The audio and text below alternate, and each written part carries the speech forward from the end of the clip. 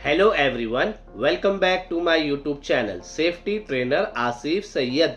आज की इस वीडियो में हम लोग बात करने जा रहे हैं वर्क एट हाइट के बारे में। तो बिना किसी देरी के आइए वीडियो को शुरू करते हैं। हमारा सबसे पहला क्वेश्चन है, वर्क एट हाइट का क्या मतलब है? What is work at height?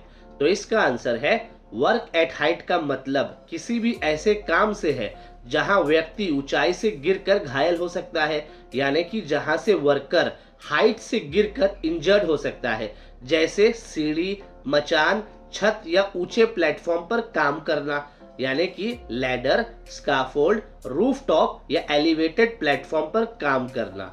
हमारा दूसरा क्वेश्चन है, वर्क एट हाइट से होने वाले खतरे क्या है? What are the hazards associated with work at height? तो इसका आंसर यानी कि 2.1 है, ऊंचाई से गिरना, यानी कि फॉल फ्रॉम हाइट। सुरक्षा उपकरणों की कमी की वजह से वर्कर का गिरना, यानी कि लैक ऑफ फॉल प्रोटेक्शन की वजह से वर्कर का गिरना। और ये सबसे आम जोखिम यानी कि सबसे आम रिस्क है जिससे गंभीर चोटें यानी कि सीरियस इंजरीज या मौत भी हो सकती है। 2.2 है, गिरने वाली वस्तुएं यानी कि फॉलिंग ऑब्जेक्ट। ऊंचाई से गिरने वाले औजार या सामग्री यानी कि हाइट से गिरने वाले टूल्स या मटेरियल्स नीचे काम कर रहे वर्कर्स को इंजर्ड कर सकती है। 2.3 है, कमजोर सतह या प्लेटफॉर्म यानी कि अनस्टेबल वर्किंग सरफेस। नाजुक छतें या खराब तरीके से बनाए गए स्काफोल्ड गिर सकते हैं। 2.4 है, मौसम की स्थिति यानी कि वेदर कंडीशंस। बारिश, हवा या बर्फ वर्किंग सरफेस को फिसलन भरी बना सकती है, यानी कि सरफेस को स्लिपरी बना सकती है या इक्विपमेंट को डिस्टेबलाइज बना सकती है। 2.5 है, सीढ़ियों का गलत इस्तेमाल। इनकरेक्ट यूज ऑफ लैडर, गलत सीढ़ी को सेलेक्ट करना या गलत जगह पर सीढ़ी रखना या उसका इस्तेमाल ही गलत तरीके से करना। 2.6 है, विद्युत खतरे यानी कि इलेक्ट्रिकल हैजार्ड्स। ऊंचाई पर बिजली की लाइनों या खुले तारों के संपर्क में आने का खतरा, यानी कि वर्क एट हाइट पर ओवरहेड पावर लाइंस या एक्सपोज वायर्स के कांटेक्ट में आने का खतरा। 2.7 है, अपर्याप्त प्रशिक्षण यानी कि इनएडुकेट ट्रेनिंग। जो वर्कर्स सेफ्टी प्रोटोकॉल से नावाकिफ यानी कि अनजान होते हैं तो वो लोग गलतियां कर सकते हैं जिससे एक्सीडेंट्स हो सकता है। 2.8 है, व्यक्तिगत सुरक्षा उपकरणों का गलत इस्तेमाल। Improper use of personal protective equipment.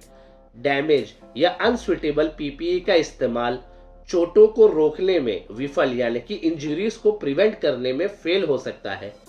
2.9 है, मचान गिरना यानी कि स्काफोल्डिंग कोलैप्स। फॉल्टी या गलत तरीके से बनाए गए स्काफोल्डिंग गिरने की वजह बन सकती है। 2.10 है, थकान और स्वास्थ्य समस्याएं। Fatigue and health issues. थके हुए या बीमार वर्कर्स की सोचने या समझने का जजमेंट कमजोर हो सकता है, उसके वजह से भी हैजार्ड्स हो सकता है। हमारा तीसरा क्वेश्चन है, वर्क एट हाइट से होने वाले खतरों के नियंत्रण उपाय क्या है? What are the control measures of work at height hazards? तो इसका आंसर यानी कि 3.1 है, ऊंचाई से गिरने का खतरा, फॉल फ्रॉम हाइट हैजार्ड्स। तो इसका कंट्रोल मेजर्स है, ए नंबर पे है गार्ड रेल। गार्ड रेल यानी कि टॉप रेल और मिड रेल, और टो बोट या सेफ्टी नेट लगाए। बी नंबर पे है, सेफ्टी हार्नेस और लैनियार्ड जैसे personal fall arrest system provide करे। और सी नंबर पे है, इक्विपमेंट का रेगुलर इंस्पेक्शन करे। 3.2 है, गिरने वाली वस्तुएं यानी कि फॉलिंग ऑब्जेक्ट। ए नंबर का पॉइंट है, औजारों को रस्सी यानी कि टूल्स को टैडर या लैनियार्ड से सिक्योर करे। बी नंबर का पॉइंट है, मलबा पकड़ने वाले जाल यानी कि डेब्रिस नेट या कैच प्लेटफॉर्म का इस्तेमाल करे। और सी नंबर का पॉइंट है, ओवरहेड वर्क एरिया के नीचे वाले हिस्से में एक्सेस को रेस्ट्रिक्ट करे, यानी कि अगर हाइट में काम हो रहा है तो उसके नीचे वाले एरिया को बैरिकेशन करे और कोई भी उसके अंदर ना जाए, वरना क्या होगा, ऊपर से हो सकता है कोई सामान गिर जाए वर्कर के ऊपर। 3.3 है, अस्थिर कार्य सतह यानी कि अनस्टेबल वर्किंग प्लेटफॉर्म। तो ए नंबर का पॉइंट है, वर्किंग प्लेटफॉर्म यूज करने से पहले उसका स्ट्रक्चरल असेसमेंट कर ले। बी नंबर का पॉइंट है, स्काफोल्ड्स को क्वालिफाइड पर्सन से इरेक्ट करवाए यानी कि लगवाए और इंस्पेक्ट करवाए। और सी नंबर का पॉइंट है, अप्रोप्रिएट प्लेटफॉर्म का इस्तेमाल करे और ओवरलोड बिल्कुल भी ना करे। 3.4 है, मौसम की स्थिति यानी कि वेदर कंडीशंस। तो ए नंबर का पॉइंट है वेदर फोरकास्ट की निगरानी करे, यानी कि वेदर फोरकास्ट मॉनिटर करे और खराब मौसम में काम को रोक दे। बी नंबर का पॉइंट है नॉन स्लिप फुटवेयर और सरफेस ट्रीटमेंट का इस्तेमाल करे। और सी नंबर का पॉइंट है जहां पॉसिबल हो हवा अवरोधक यानी कि विंड बैरियर या शेल्टर लगाए। 3.5 है सीढ़ियों का गलत इस्तेमाल, incorrect use of ladder.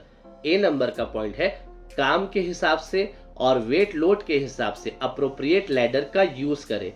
B number का पॉइंट है सीढ़ी को स्टेबल और लेवल ग्राउंड पर रखे और उसे सुरक्षित कर ले।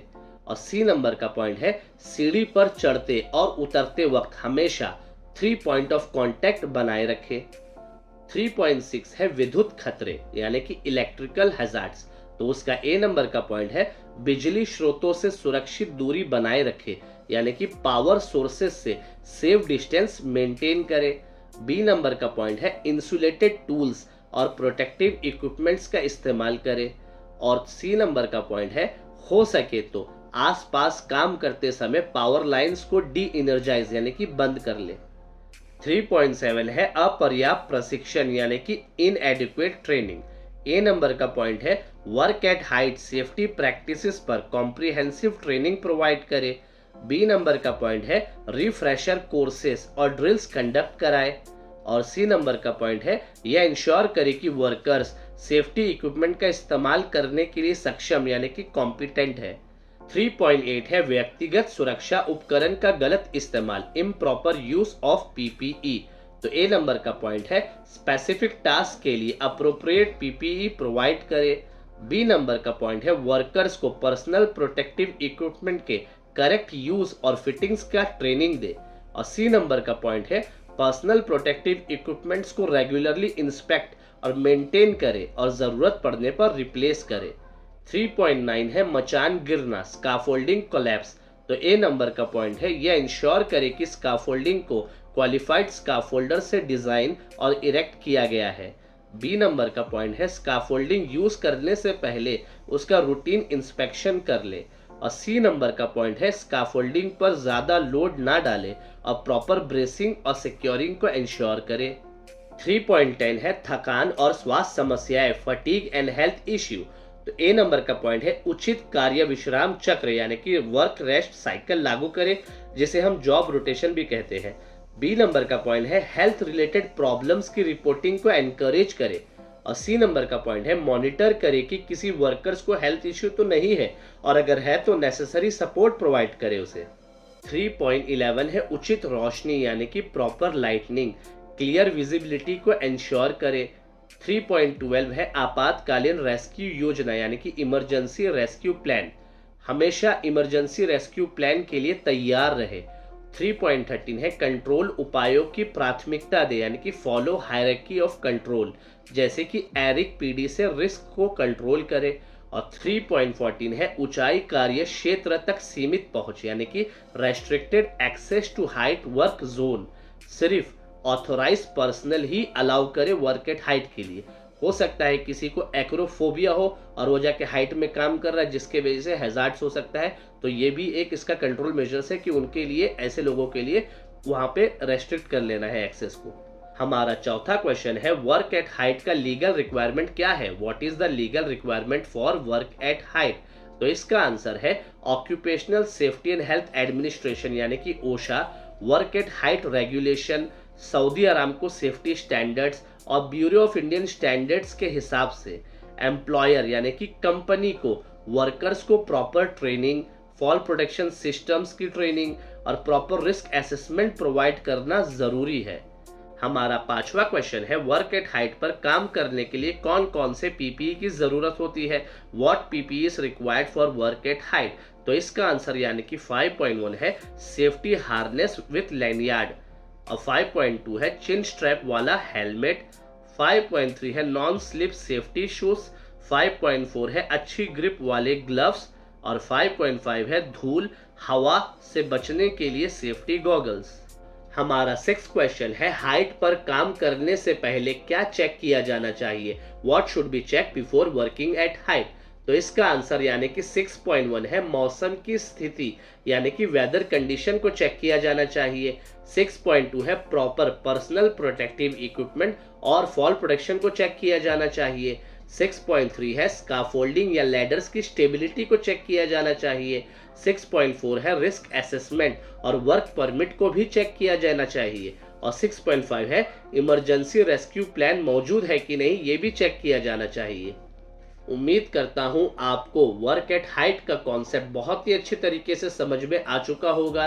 इस वीडियो को देखने के लिए बहुत बहुत शुक्रिया। अगर आपको मेरा ये वाला वीडियो पसंद आया तो लाइक बटन को दबाना बिल्कुल भी ना भूलें। चैनल को सब्सक्राइब और बेल आइकन को प्रेस कर लें ताकि ऐसी और भी इम्पोर्टेंट टॉपिक्स पर वीडियो आपको मिलती रहे। तो मिलते हैं किसी और वीडियो में किसी और न्यू टॉपिक के साथ। तब तक के लिए good bye and take care.